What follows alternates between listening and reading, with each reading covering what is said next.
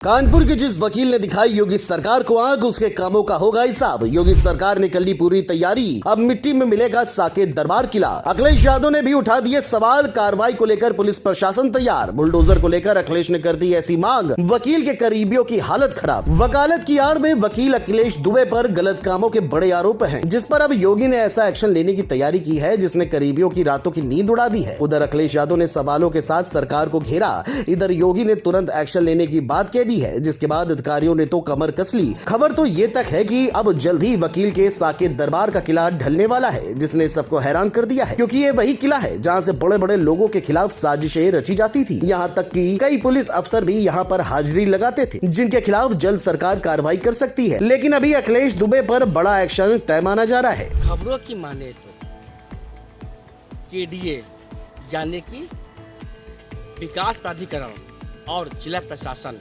लगातार अखिलेश दुबे पर एक्शन ले रहा है, जिसके चलते ये साफ हो गया है कि अब ये मामला सिर्फ नोटिस तक सीमित नहीं रहेगा, बल्कि बुलडोजर की गड़गड़ाहट से वकील के किले की नींव तक हिलने वाली है। दिलचस्प ये है कि इस पूरे प्रकरण में अखिलेश यादव की सोशल मीडिया पोस्ट भी चर्चा में है, जिसने इस मसले पर माहौल को और भी ज्यादा गरमा दिया है। बता दें कि बुधवार को जहां जूही कला में बने शक्तिदीप पैलेस पर सीलिंग की कार्रवाई हुई थी, वहीं गुरुवार को प्रशासन ने और सख्ती दिखाते हुए साकेत नगर में किशोरी वाटिका के सामने बने किशोरी उपवन गेस्ट हाउस को सील कर दिया है। यहाँ आवासीय भूखंड पर अवैध तरीके से गेस्ट हाउस और बैंक्वेट हॉल चलाया जा रहा था। अधिकारियों ने बताया कि जमीन का भू उपयोग पूरी तरह आवासीय है, बावजूद इसके यहाँ धड़ल्ले से व्यवसायिक गतिविधियाँ चलाई जा रही थी। बड़ी संख्या में पुलिस और अफसरों की मौजूदगी में ये कार्रवाई हुई है। यही नहीं, प्रशासन ने जांच में पाया कि जिस किशोरी वाटिका की जमीन 2005 में किराए में दी गई थी, वहां नक्शा पास कराए बिना 3 मंजिला इमारत खड़ी कर दी गई है। इसके बगल में पार्क की खाली जमीन पर भी कब्जा कर लिया गया। अब आदेश हो चुका है कि पार्क को कब्जे से मुक्त कराकर नगर निगम जनता के लिए खोलेगा, यानी जो जमीन जनता की थी वो जनता को ही वापस मिलेगी। साथ ही यहाँ ध्वस्तीकरण की कार्रवाई भी जल्द शुरू होने वाली है। रिपोर्ट्स की माने तो ADM city doctor Rajesh Kumar की अध्यक्षता में बनी संयुक्त टीम की रिपोर्ट ने कई और काले चिट्टे खोल दिए हैं। रिपोर्ट में साफ हुआ है कि भूखंड संख्या 559 जो कि पार्क के नाम पर दर्ज था, उसकी अवधि खत्म होने के बावजूद स्कूल के नाम पर कब्जा करके संचालन, इसके साथ ही तेजाब मिल कैंपस और अन्य जगहों की जमीनों पर भी नियमों को ताक पर रखकर निर्माण कराए गए हैं। अब इन पर भी नोटिस जारी कर कार्रवाई की तैयारी है। इस बीच समाजवादी पार्टी के मुखिया अखिलेश यादव ने सरकार पर बड़ा हमला बोला।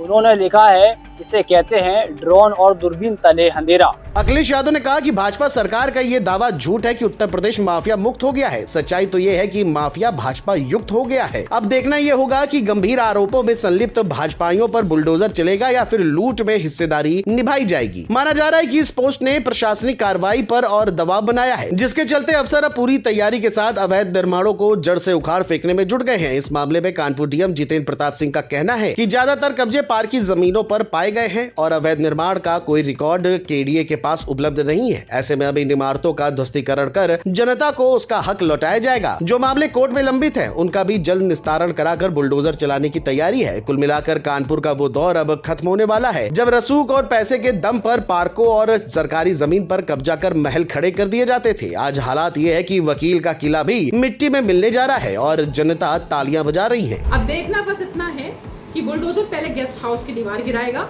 या किशोरी वाटिका के अवैध निर्माण की छत। आप देखते रहिए लोकमंच न्यूज।